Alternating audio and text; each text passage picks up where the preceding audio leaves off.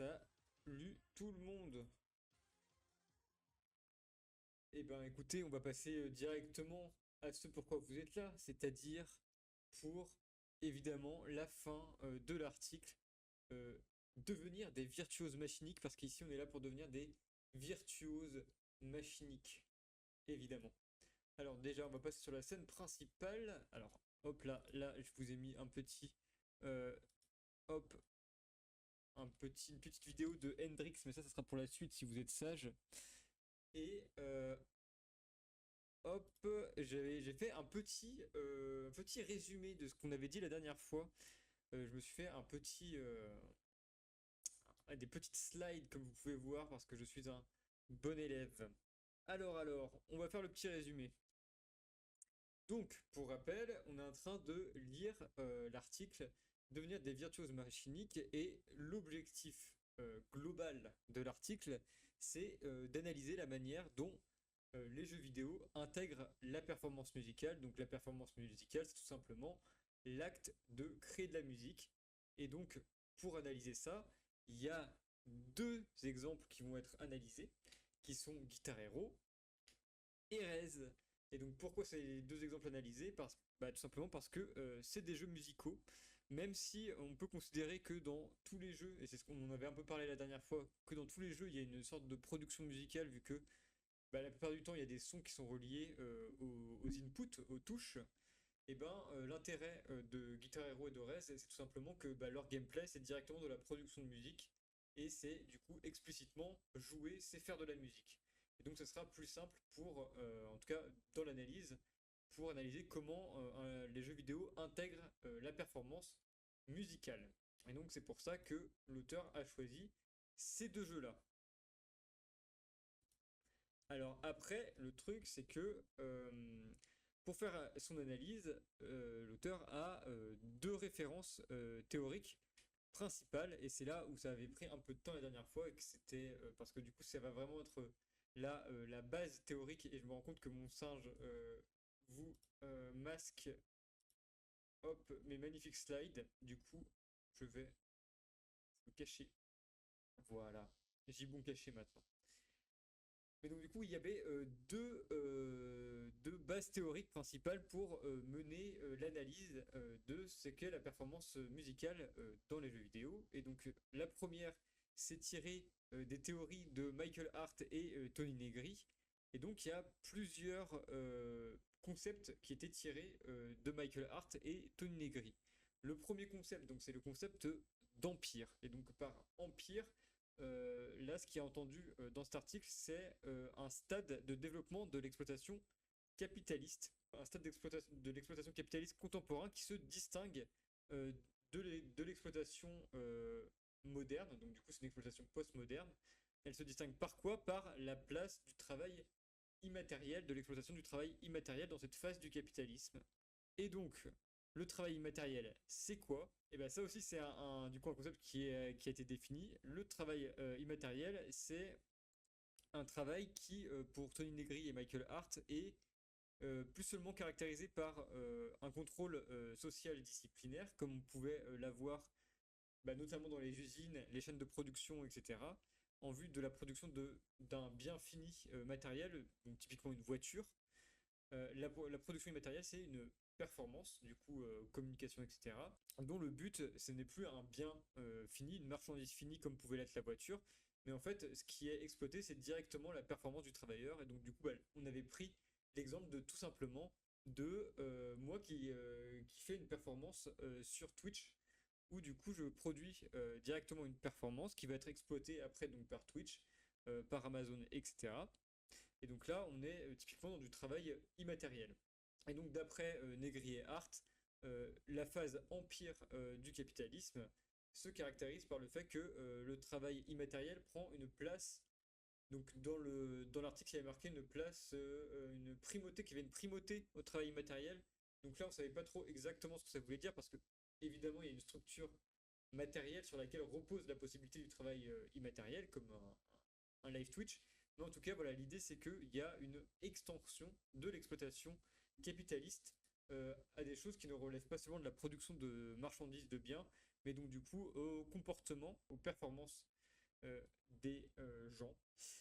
Et que ça, évidemment, du coup, ça s'exprimait dans d'autres relations que les relations de la société disciplinaire, comme où du coup, il y avait besoin d'une usine avec une cadence disciplinaire, etc., pour pouvoir exploiter euh, au maximum le corps des ouvriers pour pouvoir qu'ils puissent produire des marchandises. Là, évidemment, les relations de production vont être un peu modifiées. Et donc, c'est là que intervient un autre concept qui sort de Tony Negri et Michael Hart, c'est celui du virtuose. Et donc le virtuose, c'est celui dont la performance trouve son but en elle-même. Et donc typiquement, c'est ce qu'on fait ici, vu que la performance que je livre, dans mon esprit, elle a sa valeur en elle-même, et c'est pour ça que je la fais gratuitement d'ailleurs. Mais du coup, le stade Empire parvient quand même à faire aller pointer le virtuose. Donc là, dans ce contexte, moi là par exemple, je suis obligé d'aller pointer sur Twitch pour pouvoir faire du coup une performance qui va être du coup ramenée à une forme monétaire par Twitch, par Amazon et par toute l'infrastructure de la phase empire du capitalisme. Est-ce que ça va jusque-là? Oui, ça va, nickel. Et donc du coup, le dernier concept qui était tiré de Tony Negri et de Michael Hart, c'était celui de multitude.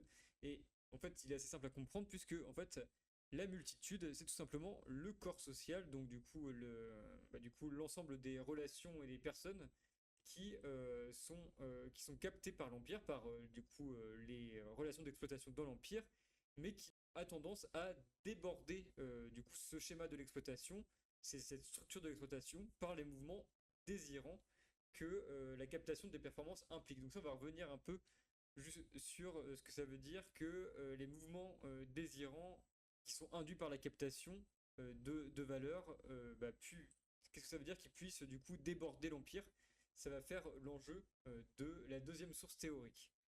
Mais voilà, l'idée c'est que en cherchant à exploiter des performances, comme la mienne actuellement, l'Empire mobilise plus seulement les corps des gens qui l'exploitent, il mobilise aussi le mouvement de leur désir.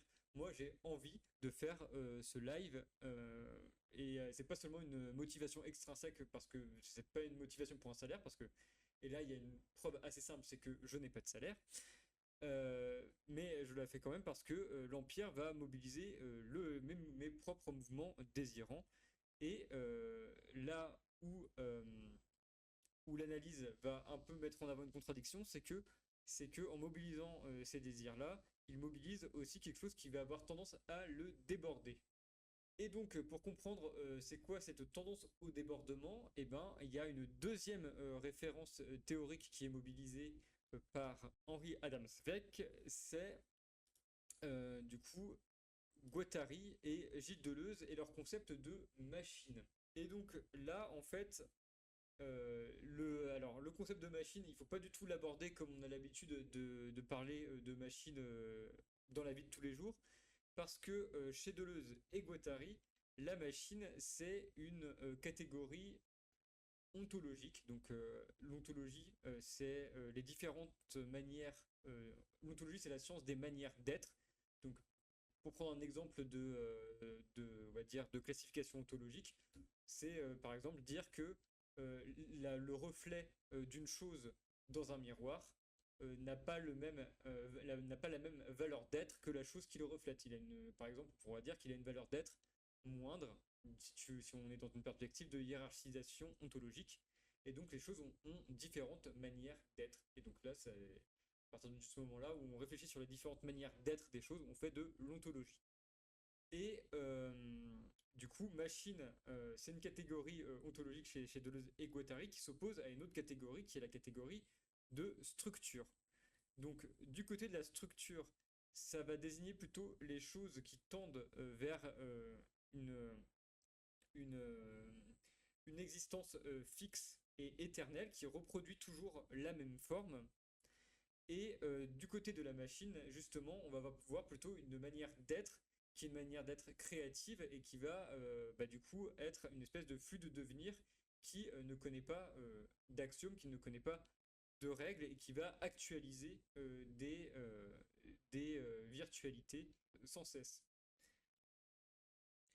Voilà, et donc pour comprendre un peu mieux la différence entre structure et machine, il y a un exemple qui je pense est pas mal et que j'ai tiré d'une vidéo de vulgarisation de Deleuze et je trouve que l'exemple était cool, c'est par exemple se dire ça va être quoi l'attitude face à une boîte à rythme.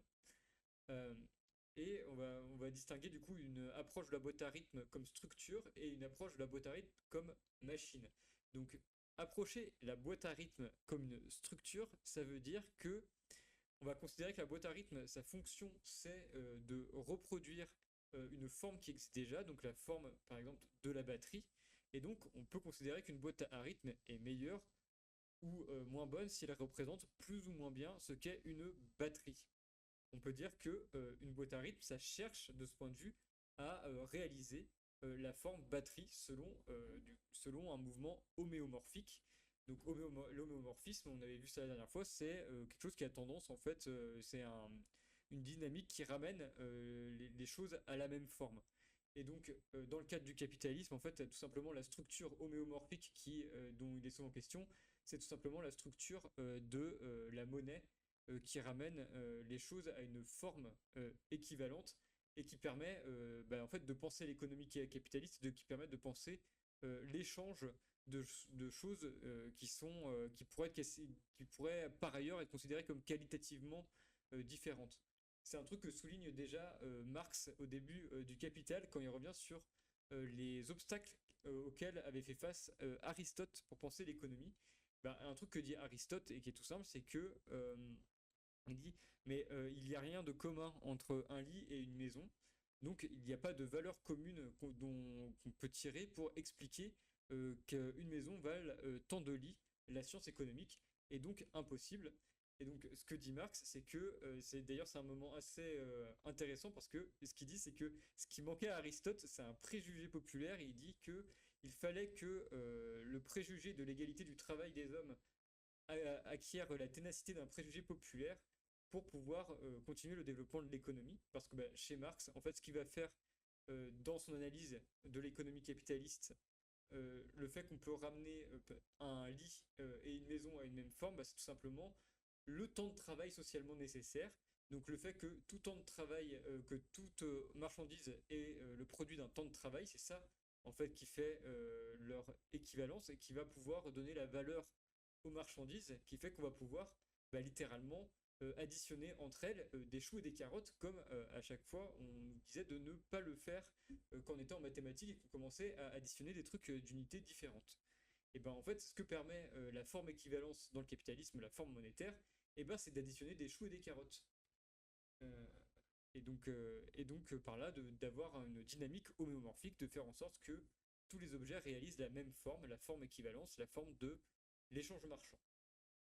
Et donc, ce qu'on avait dit avant, c'est que la forme, la phase empire du capitalisme va plus loin, puisque le saut qualitatif, c'est que ce n'est plus seulement des marchandises qui acquièrent par homéomorphisme la forme équivalence de l'échange marchand, c'est directement la performance des travailleurs qui acquièrent cette forme du coup de l'équivalence de l'échange marchand. Et voilà.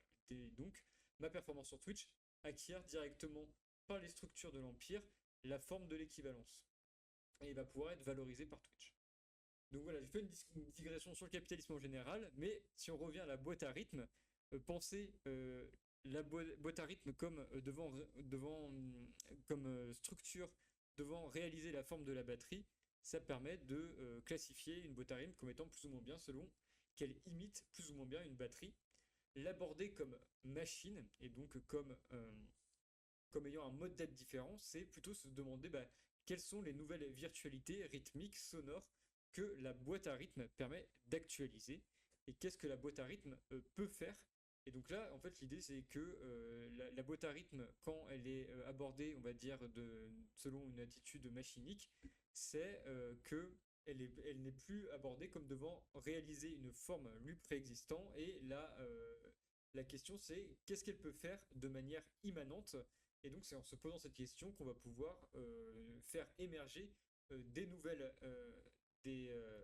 virtualités qui vont qui vont déborder la structure déborder la structure de la batterie par exemple. Et on va pouvoir faire avec la boîte à rythme des choses que les batteurs ne pouvaient tout simplement pas faire des rythmes que les batteurs ne pouvaient pas faire, avec des sons plus carrés que les batteries ne pouvaient pas faire, etc. Et du coup, un virtuose machinique devant la boîte à rythme va utiliser la boîte à rythme de manière à actualiser les virtualités de la boîte à rythme, et non pas de manière à lui faire réaliser la forme de la batterie. Du coup, ça va pour la distinction structure machine. Yep, et bah très bien. Yep, et bah du coup, maintenant que vous avez la définition de ce que veut dire virtuosité dans le cadre de la théorie de Michael Hart et Tony Negri, et ce que veut dire machine dans le cadre de la théorie de Deleuze et Guattari, et ben on peut enfin comprendre ce qu'est le titre de l'article, qui est devenir des virtuoses machiniques. Et donc, c'est quoi le concept de virtuosité machinique? Et ben c'est une performance, du coup une performance au sein de l'Empire qui déborde la mesure, donc du coup le mouvement d'homéomorphisme de ramener les performances à la monnaie en ouvrant des devenirs créatifs nouveaux. Et donc du coup c'est une performance de virtuose, vu que c'est une performance qui trouve sa fin en elle-même, en mobilisant un mouvement désirant qui va de manière immanente déborder la transcendance qu'est la structure typiquement monétaire, la structure capitaliste de l'échange. Finalement, c'est extrêmement simple, non? Voilà, on y est. Et donc, c'est là qu'on s'était arrêté la dernière fois. En fait, la dernière fois, on avait juste présenté ces bases théoriques. Et maintenant, on va rentrer dans l'analyse, on va rentrer dans le dur, dans l'analyse de Guitar Hero et de Rez, et de voir comment, dans les jeux vidéo, la performance musicale est intégrée avec en tête ce concept de virtuosité machinique. Hop là, comme ça on peut revenir sur la traduction. Donc là... Mais en fait, voilà, en fait, c'était déjà une grosse partie, on avait lu hein, la moitié. Hein. Ça représentait la moitié déjà, l'introduction et la première partie. What? Eh ben, tant mieux. Parce que bon, on va commencer par Guitar Hero et après on fera Rez. Mais donc là, pour commencer Guitar Hero, Henry Adam Zweig nous dit que avant de se brancher sur nos perspectives virtuelles, il peut être utile de s'arrêter sur la traditionnelle guitare électrique. On va parler de guitare électrique.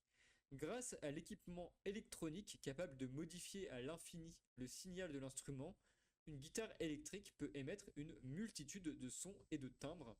Et ça, évidemment, c'est ce que tous les amateurs des différents types de métal extrême, comme je le suis, kiffent dans la guitare électrique, hein, parce qu'en fait, tous les genres de heavy metal et les sous-genres de heavy metal ont tendance à se raccrocher à des couleurs particulières que permettent la distorsion de la guitare électrique.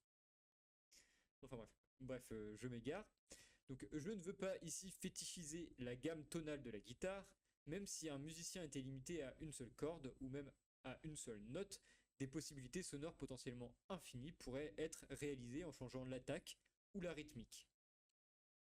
Cette palette infinie a bien sûr été utilisée pour produire des univers sonores mutants, ingénieux et texturés. De telles performances n'ont pas besoin d'être résolument créatives au sens moderniste du terme, pour être des machines esthétiques. Car des assemblages musicaux stimulants peuvent se trouver dans des reprises, peut-être aussi facilement que dans des œuvres originales.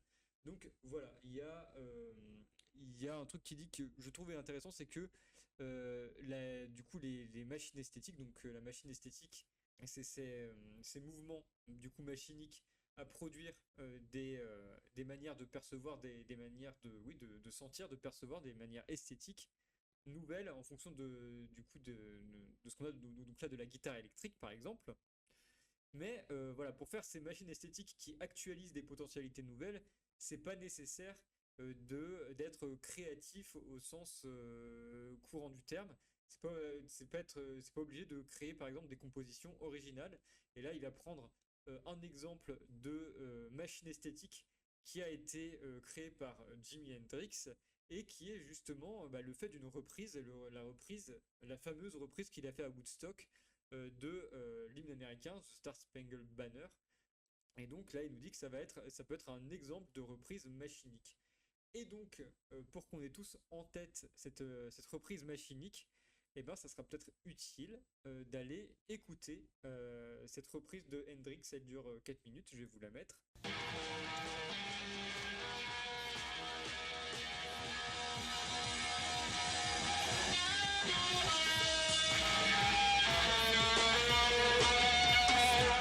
Voilà. Tac. Alors, vous avez eu la fameuse reprise de Hendrix de l'hymne américain. Hop. Bah, vous l'avez peut-être déjà entendu, hein, je pense elle est assez connue, je sais pas, au moins le début.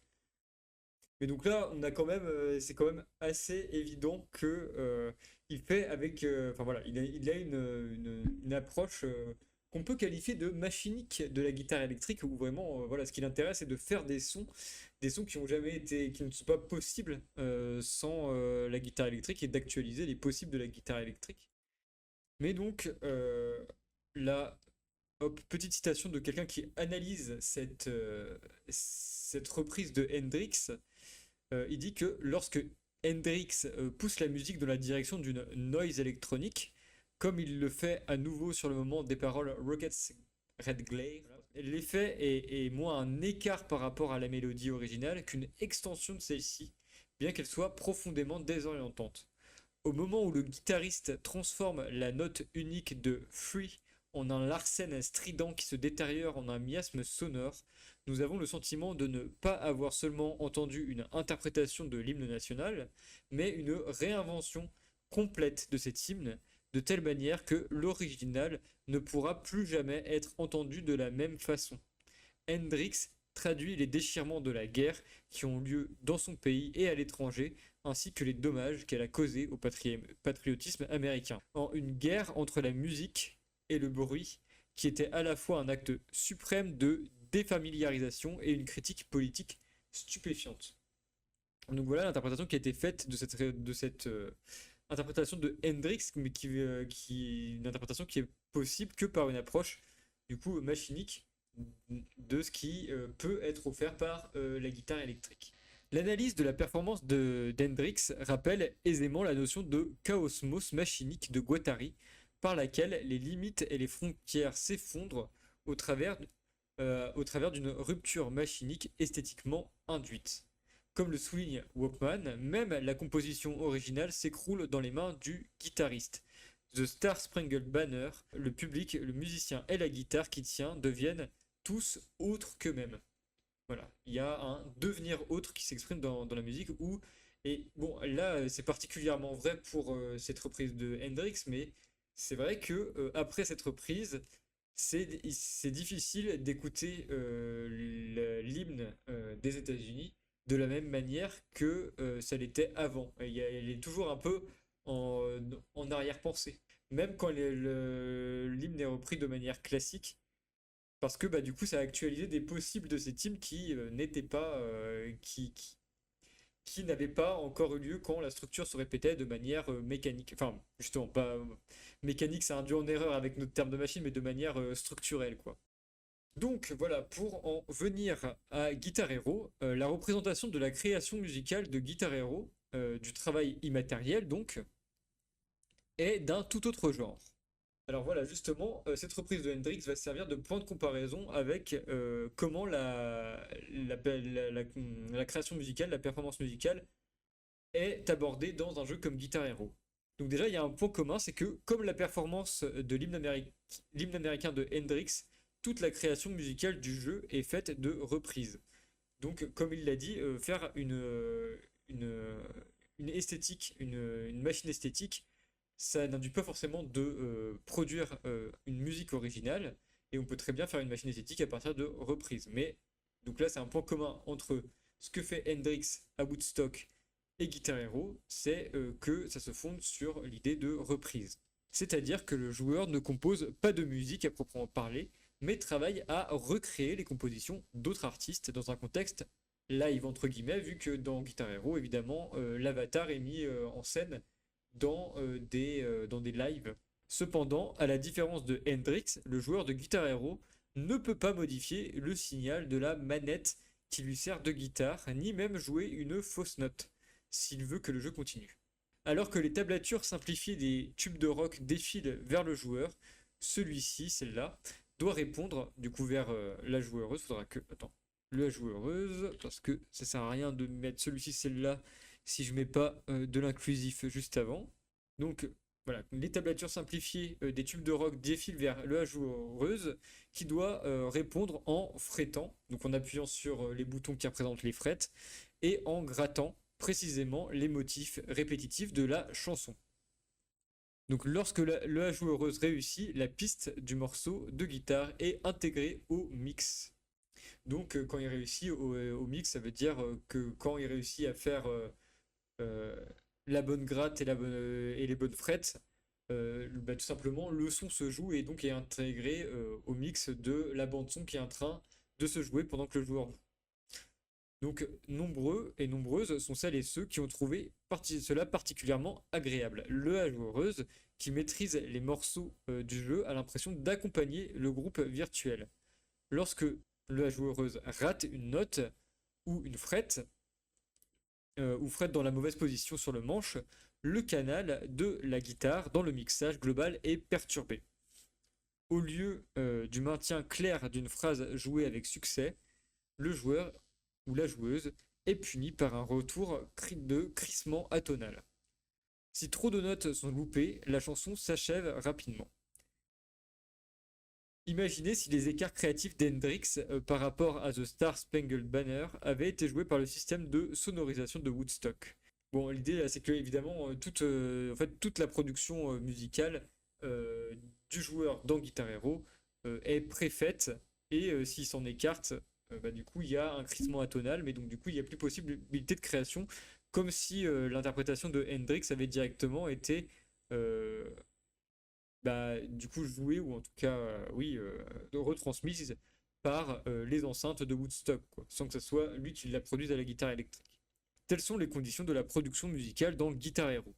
Le jeu, sous-entendu le jeu du joueur, peut soit se conformer à la logique du jeu en reproduisant les coûts requis qui se présentent comme mesurables, stables, complets et éternels, c'est-à-dire structurels. En fait, on a une idée structurelle de la production de musique, vu que c'est une production de musique qui se conforme à des choses qui peuvent être ramenées à une forme première existante, celle des tubes de rock classiques, et donc qui peuvent être mesurées. Donc soit le joueur se plie à ce mode de production musicale, soit il ne joue pas du tout. La production d'affect du joueur, de l'avatar, la création musicale du joueur est entièrement répertoriée dans le jeu. Et les points gagnés sont gagnés en réalisant avec succès les mesures qui se déroulent pendant le jeu. Dans le mode histoire, ces points sont convertis en capital virtuel. À mesure que les joueurs gagnent des concerts, entre guillemets, ils gagnent de l'argent qu'ils peuvent échanger contre de plus belles guitares, de nouveaux vêtements, et ainsi de suite. Ce récit d'accompagnement peut sans doute illustrer la manière dont l'Empire a capturé la virtuosité humaine. De plus, donc voilà, en fait, dans la manière dont la production sonore est mise en scène dans Guitar Hero, on peut voir en fait une dynamique de comment l'Empire peut s'emparer de la virtuosité humaine, c'est-à-dire du mouvement désirant à faire des performances qui ont de but elles-mêmes. Donc là, de la performance musicale. De plus, Guitar Hero transpose la méfiance du capital envers ce qui est incommensurable dans l'acte même de la performance musicale. Le jeu des harmonies est sanctionné par le jeu, c'est-à-dire le game, la structure de règles, et échangé contre de l'argent. Mais tous les tons et rythmes qui excèdent le système de mesure de Guitar Hero ne sont pas vendables, ils ne sont même pas audibles. Et ça, oui, c'est un truc on va dire assez étonnant de Guitar Hero, c'est que en fait, c'est pas seulement que ce qui excède la mesure du système de règles n'est pas vendable, ne se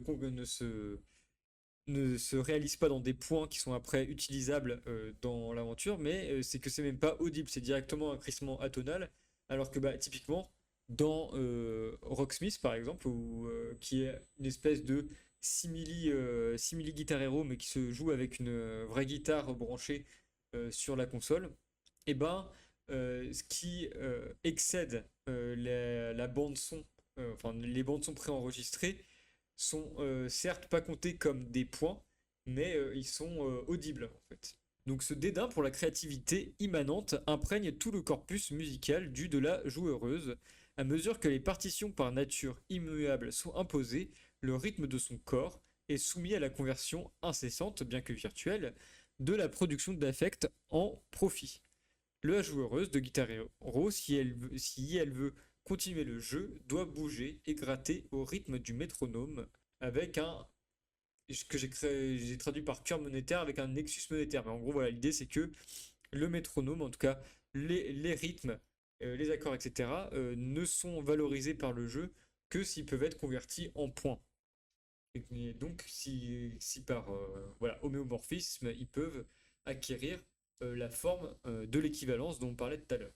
Et donc, a priori, on peut se dire que là, l'analyse que donne Henri Adamsweg de la performance musicale dans Guitar Hero est plutôt négative d'un point de vue anticapitaliste et on pourrait se dire que voilà, c'est une illustration et en même temps un accompagnement de ce qu'est la captation de la performance dans l'Empire. Mais il va nuancer son analyse maintenant. Ok, du coup on y va pour la suite. Donc certains pourraient suggérer que les éléments du jeu que j'ai analysés impliquent en réalité Guitar Hero comme producteur d'une nouvelle subjectivité unidimensionnelle, si bien décrite par l'école de Francfort, pour laquelle être diverti signifie être d'accord. Donc là, voilà, c'est un peu la première idée qu'on pourrait se dire en ayant lu ce qu'il a écrit avant, c'est que bon bah finalement Guitar Hero dans l'industrie culturelle produit il parle de subjectivité unidimensionnelle, donc là c'est une référence à un livre d'Herbert Marcuse qui avait eu beaucoup de succès auprès des mouvements étudiants en 68 qui s'appelle L'homme unidimensionnel. Voilà, tac. Et donc Herbert Marcuse qui est un des penseurs de l'école de Francfort. On va lire vite fait, c'est quoi un petit peu l'idée principale qu'il y a dans l'homme unidimensionnel. Il avance que ce qu'il appelle la société industrielle avancée crée des besoins illusoires, des faux besoins, qui permettent d'intégrer les individus au système de production et de consommation par le truchement de mass média. Donc là, il y a une critique de l'industrie culturelle sur lequel l'école de Francfort a beaucoup insisté, et évidemment, le jeu vidéo est une industrie culturelle de la publicité et de la morale. La conséquence en est un univers de pensée et de comportement unidimensionnel au sein duquel l'esprit critique ou le comportement antisystémique sont progressivement écartés. À l'encontre de ce climat ambiant, Marcuse se fait le champion d'une négation intégrale, d'un grand refus, seule opposition jugée par lui adéquate aux méthodes de contrôle de la pensée en cours.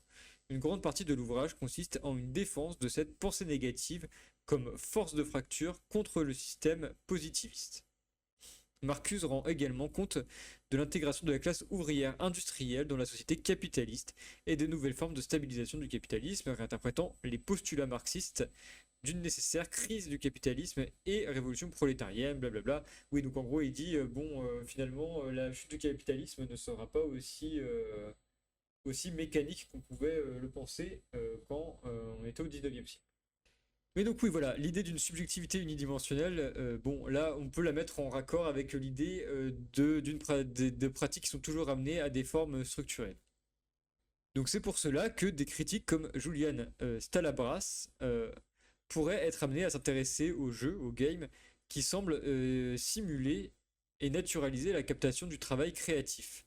Guitar Hero peut-être comme beaucoup d'autres jeux vidéo, pourrait être pris comme exemple de produit culturel qui recrée la logique de la discipline sociale au travers de son mode de consommation et la manière même que l'on a de l'apprécier. Donc voilà, là c'est en gros ce qu'une critique anticapitalisme pourrait mettre le plus à charge d'un jeu comme Guitar Hero, c'est que finalement, dans sa manière même qu'on a de consommer le jeu, il nous fait aimer une logique et une discipline sociale, la discipline sociale de l'Empire. Mais évidemment, en fait, bon, c'est souvent une des limites qu'il y a enfin, il me semble qu'il y a de ces interprétations, c'est que ça suppose une certaine passivité des consommateurs, une passivité du joueur ou de la joueuse. Et bah, c'est résumé par la phrase là qui est citée juste avant qui dit être diverti, c'est être d'accord, signifie être d'accord. Bon, ça c'est une phrase qui est discutable. Et justement, on va discuter un petit peu de mais comment les joueurs et les joueuses réceptionnent Guitar Hero, malgré le fait que voilà, ça semble accompagner les mouvements de l'Empire. Donc je pense toutefois qu'il est plus probable que le traitement ouvertement rigide et unidimensionnel de la créativité musicale du jeu soit expérimenté comme une critique stimulante de la production de subjectivité finie par l'industrie culturelle. Donc là, ce qu'il dit, c'est que en fait, ben non, en fait, pas du tout. C'est aussi possible d'expérimenter cette représentation qui est ouvertement unidimensionnelle. En fait, voilà, Guitar Hero ne nous ment pas en disant waouh, vous êtes hyper. Enfin, vous allez actualiser des possibles, etc. Non, non, et c'est ouvertement unidimensionnel. Il n'y a qu'une seule manière de jouer une musique, etc. Tu peux pas faire de fausses notes, tout ça. Mais donc ça, c'est ouvert et ça peut être expérimenté selon Henri Adamsbeck comme en fait une critique stimulante de la production de subjectivité finie par l'industrie culturelle. Les cinématiques, bon là voilà, il va se référer aux cinématiques de Guitar Hero, puisque les cinématiques de Guitar Hero sont saturées de références ironiques à l'uniformité implicite et à la recherche de profit des industries culturelles. Donc voilà, dans ces cinématiques, Guitar Hero ironise en fait sur l'industrie culturelle de la musique.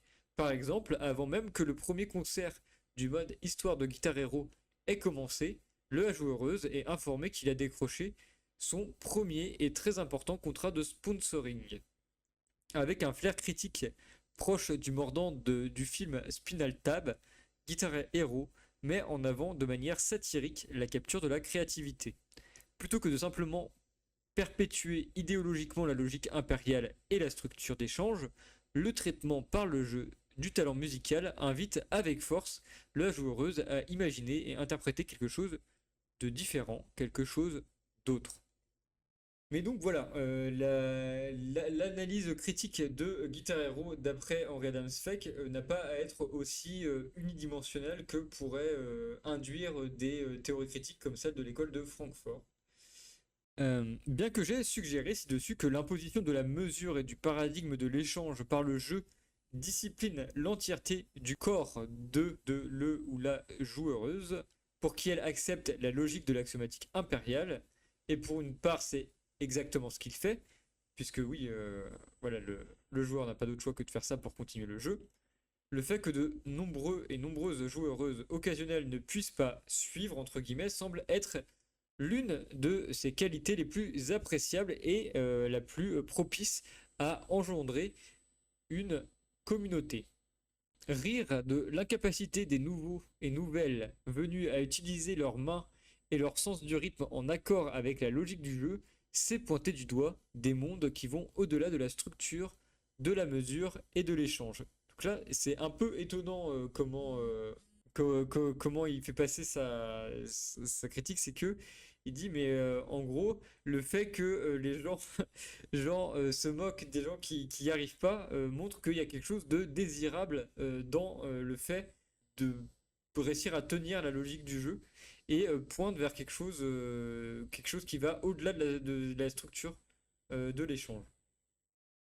Même le vétéran chevronné, qui est peut-être guidé par le câble de la manette, fait signe vers un univers de désir et de créativité au travers de sa performance affectée et affectante qui déborde nécessairement du système de points du jeu.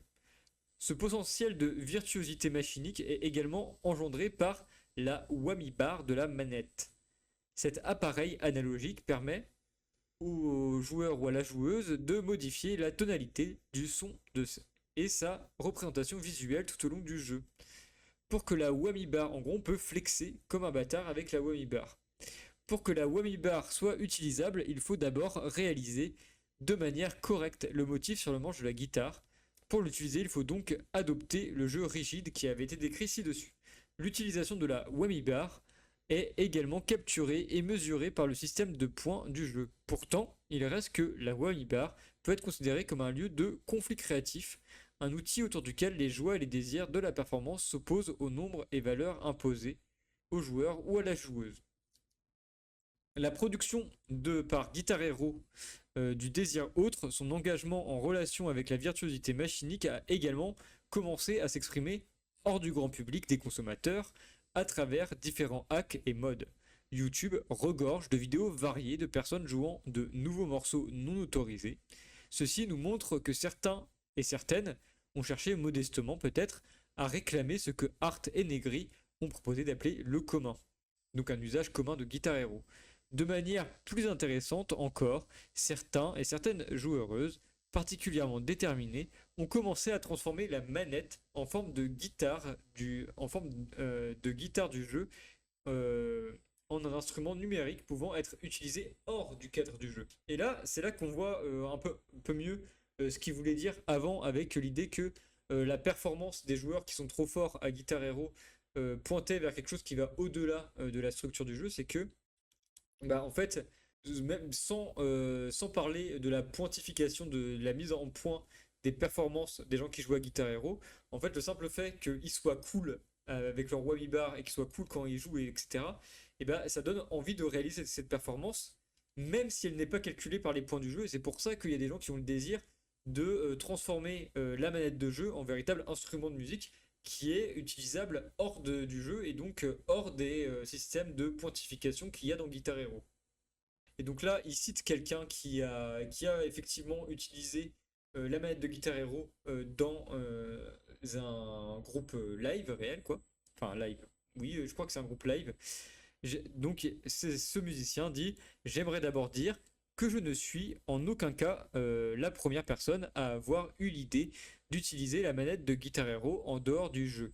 Plusieurs personnes ont réalisé des travaux aussi cool en utilisant la manette de Guitar Hero. Un excellent résumé de ces différents projets est disponible ici. Bon, malheureusement, là, le lien qui est indiqué dans l'article, c'est un lien mort. Du coup, moi, j'aurais bien aimé avoir les différentes utilisations de la manette. Ça aurait été cool à regarder, mais là, je les ai pas. J'aime particulièrement le mode qui incorpore les boutons à une vraie guitare. Personnellement, je voulais vraiment intégrer la manette de Guitar Hero à un groupe live. Le Guitar Hero unidimensionnel, entre guillemets, plutôt que d'opprimer ses joueuses, les a poussées et même peut-être forcées à créer au-delà des limites qu'il impose de manière ludique. Il est possible que les prochains et prochaines artistes à la Hendrix jouent avec, voire simplement fabriquent des modes de Guitar Hero. Et donc oui, et je trouve que voilà, c'est une analyse qui est intéressante parce que elle met, voilà, elle se contente pas de dire ah non mais Guitar Hero c'est un produit de l'industrie culturelle qui du coup impose à des joueurs passifs la captation de l'empire, de la performance musicale, etc. Il montre que aussi dans la performance musicale, même si elle est induite par un schéma structurel, eh ben, il y a un mouvement immanent, un mouvement machinique, du coup, qui pousse au-delà de la structure et pousse les joueurs au-delà de la structure à faire des choses plus ou moins extravagantes, mais jusqu'à du coup utiliser la manette de jeu hors du contexte du jeu. Et donc, ce qui est intéressant, c'est que, c'est que le jeu là apparaît comme ce qui impose des limites et que le mouvement créatif dans un jeu, c'est toujours du coup un mouvement méta-jeu quasi. Donc voilà pour l'analyse de Guitar Hero. Passons à Rez.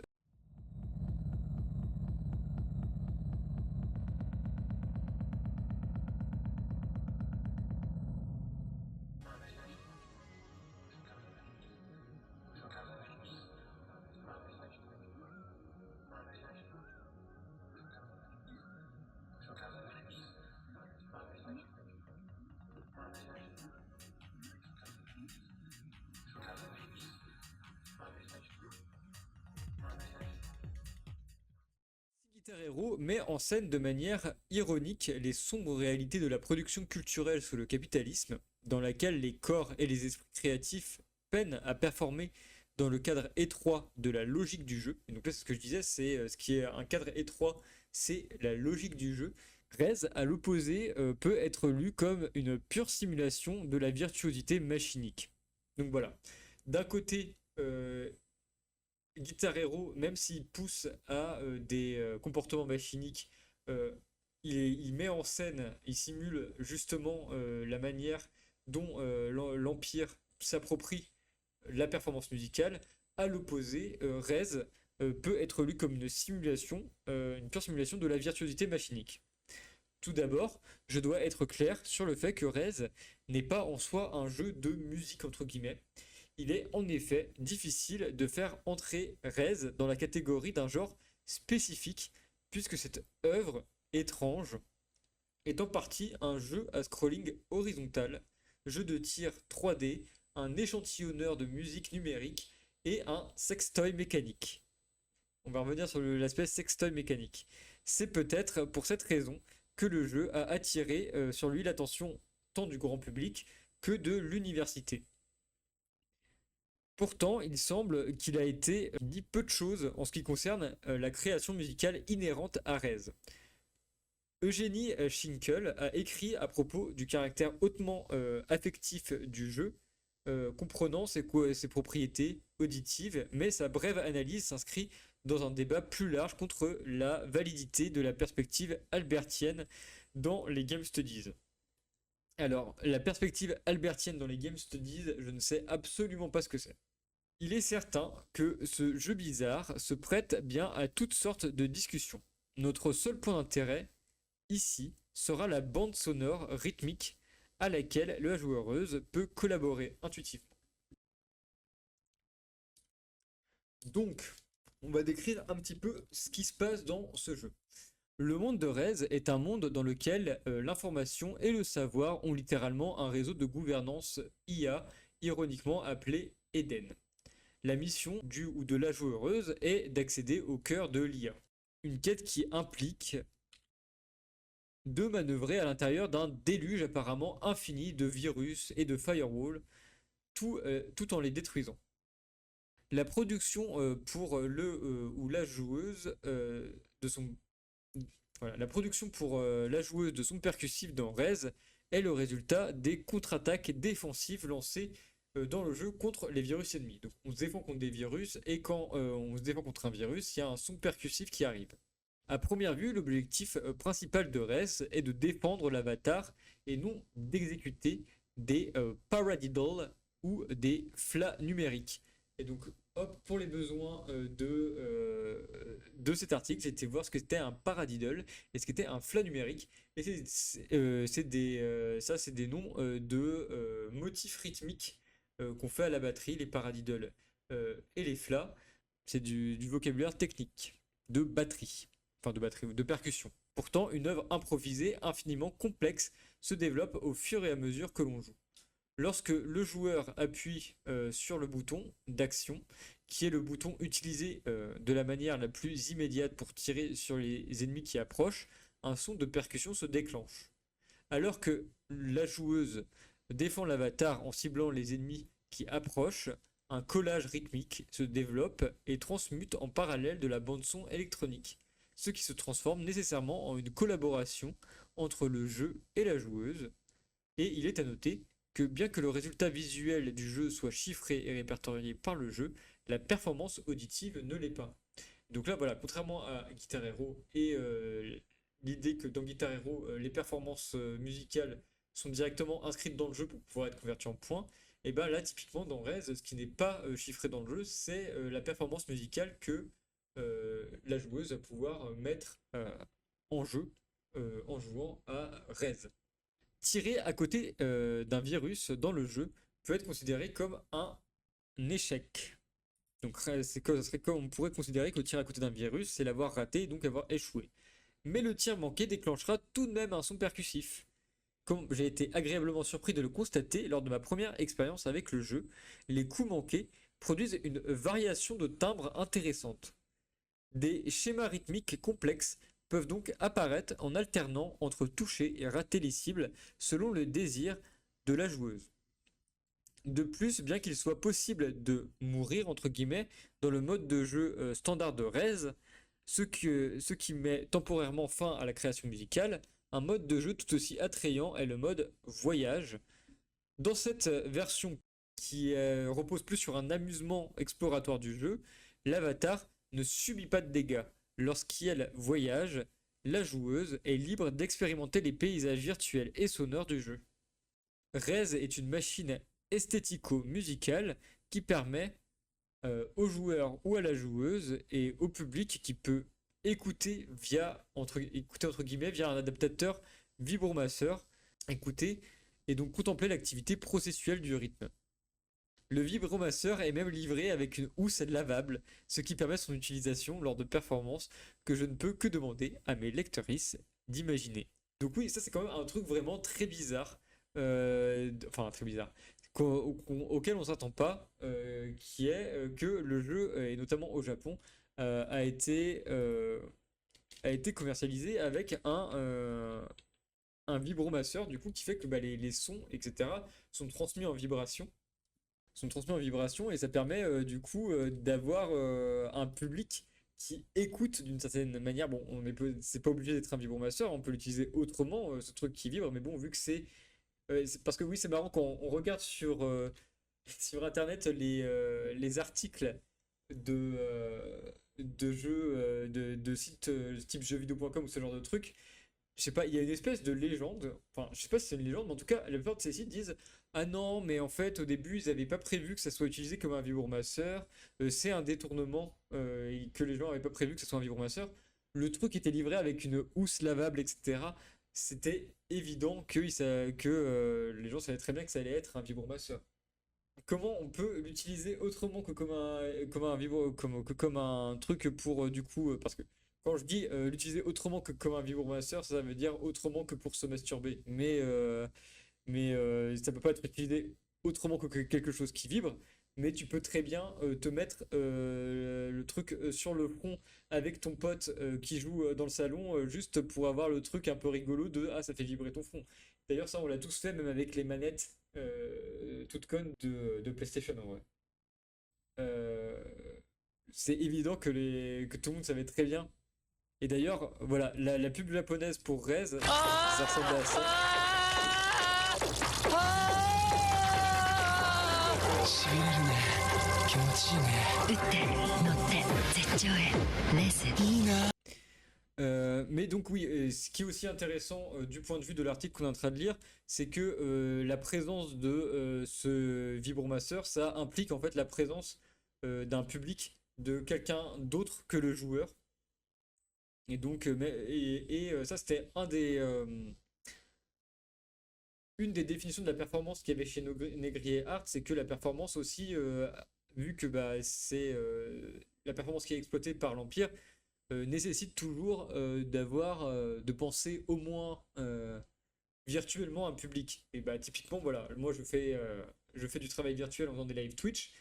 Il y a des live Twitch qui tournent sans qu'il y ait de public, mais en fait, pour que la performance puisse recevoir la forme équivalence de la part du capitalisme, il faut qu'il y ait un public qui puisse être pensé. Et donc c'est pour ça que voilà, il continue en disant que bien qu'à un degré moindre que Guitar Hero, ce jeu met aussi en avant la performativité en incitant à jouer de la musique devant et avec d'autres personnes.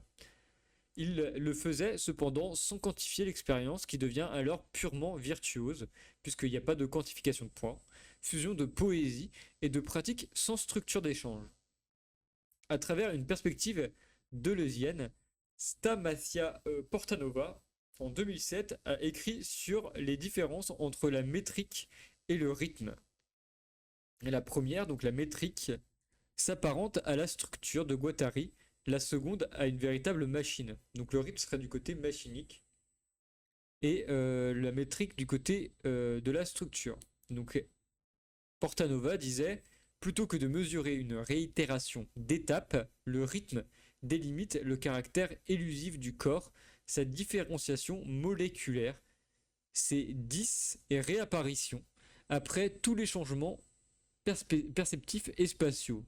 À ce niveau-là, la perception humaine, la coordination sensorimotrice et la cognition sont indiscernables de la transe et de l'hallucination.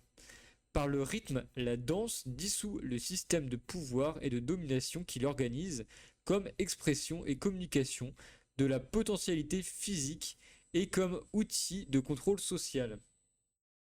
C'est Daniel Portanova. Eh oui. Attendez, vas-y. Et petit challenge et la conclusion juste après, on va essayer de comprendre ce qu'elle dit. Alors, on va essayer de découper un petit peu cette citation.